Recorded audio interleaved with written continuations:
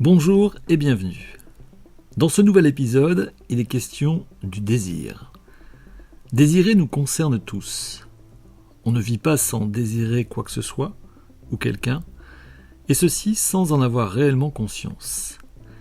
C'est d'ailleurs ce qui différencie le désir de l'envie. J'ai conscience de mes envies. Celles-ci sont autant de déclarations à aimer, à faire ou à posséder. Je m'affirme en quelque sorte avec mes envies.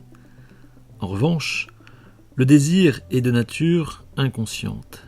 Je désire sans le savoir. Je suis comme poussé vers une personne, ou intéressé par une chose ou une idée, sans même connaître les causes de cette attirance.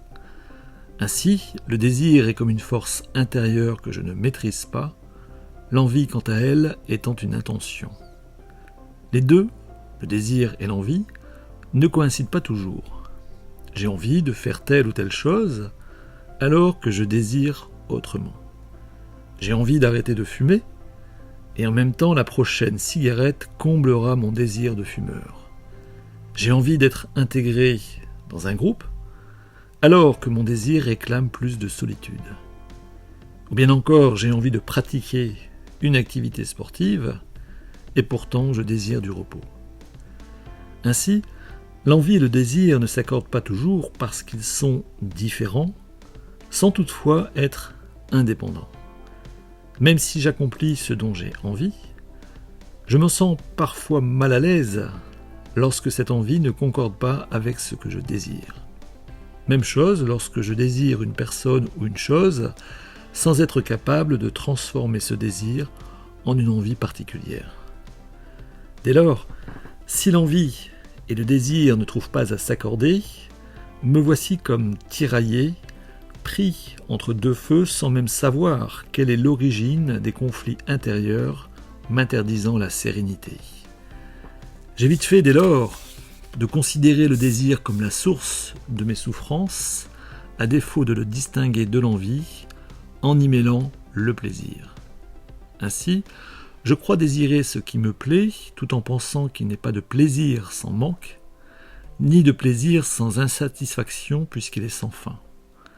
Me voici donc prêt à souffrir, comme le chantaient en duo Véronique Jeannot et Laurent Voulzy dans « Désir, désir », avec les paroles suivantes, je cite « Mon premier c'est désir, mon deuxième du plaisir, mon troisième c'est souffrir, et mon tout fait des souvenirs. » Dès lors, ne faudrait-il pas moins désirer pour se sentir mieux, ou à tout le moins s'éviter quelques souffrances, ou encore se convaincre de désirer selon nos envies, si tant est que cela soit possible. Je vous apporte dans ce podcast quelques éléments de réflexion sur ces questions, en m'appuyant sur ce que nous dit Spinoza à propos du désir.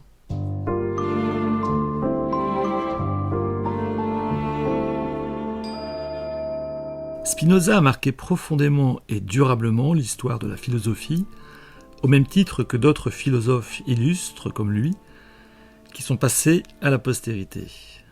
Son œuvre date du XVIIe siècle et renversa nombre de considérations de l'époque à propos de Dieu, de la nature et de l'homme. C'est ainsi que Spinoza définit l'homme à partir du désir qui l'anime.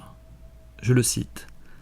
Le désir est l'essence même de l'homme, en tant qu'on la conçoit comme déterminée, par la suite d'une quelconque affectation d'elle-même à faire quelque chose.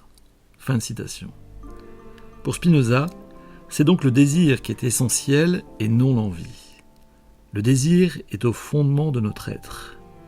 Il nous permet d'exister, de nous développer, de gagner en puissance de vie, car nous ne sommes pas différents du désir, ni n'en sommes éloignés. Nous sommes le désir. Avec Spinoza, il est possible de penser que le désir n'est pas conditionné par ce qui nous manque, contrairement à ce que d'autres philosophes avant lui, comme Platon, en ont déduit. Je désire donc, je suis, pourrions-nous dire, et penser que ce n'est pas le désir qui nous pousse vers ce que nous ne possédons pas, mais bien l'envie.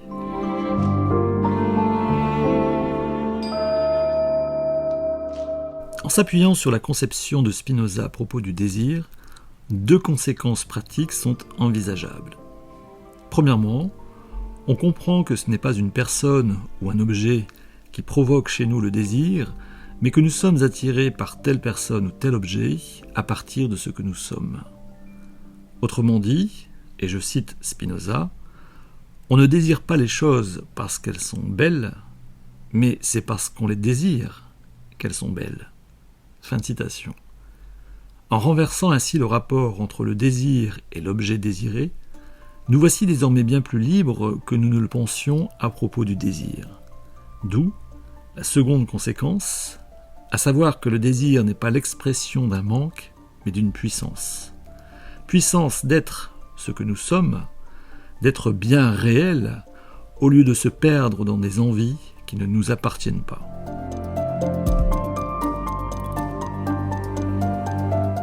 Chacun connaît l'expression suivante, ne pas prendre ses désirs pour des réalités.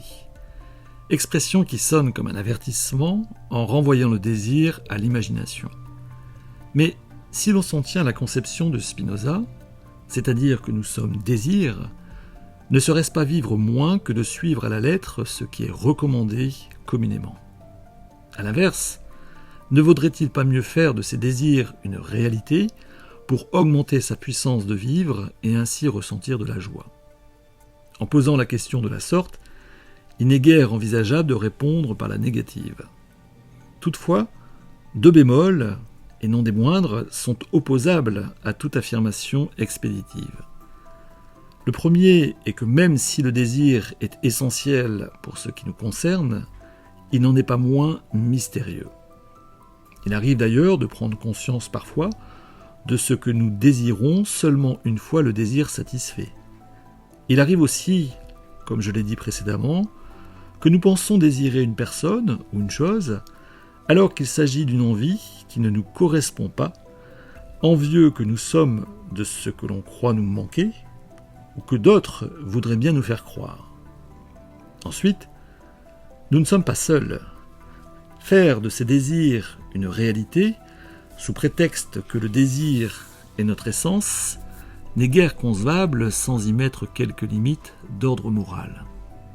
En effet, imaginons que la méchanceté me caractérise, qu'elle fasse partie, comme l'on dit, de ma nature. Si je suis désir, comme le propose Spinoza, il me faudrait alors être méchant pour augmenter ma puissance vitale, être réellement ce que je suis, et ainsi accéder à la joie. Toutefois, il ne m'est guère possible d'être méchant sans que ce ne soit au détriment d'autrui.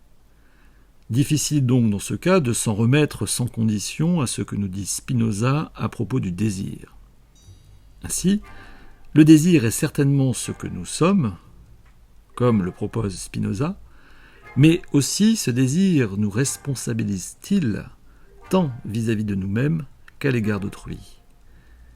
Il ne s'agit donc pas de désirer moins en pensant que l'on désire ce qui nous manque. Je conseillerais plutôt de chercher à connaître ce qui nous anime au plus profond de nous, en prenant ces désirs pour des réalités, non pas pour les satisfaire à tout prix, mais pour faire correspondre ses envies à son désir, avec pour limite le respect d'autrui. Je vous remercie de votre attention, j'espère vous avoir apporté matière à penser.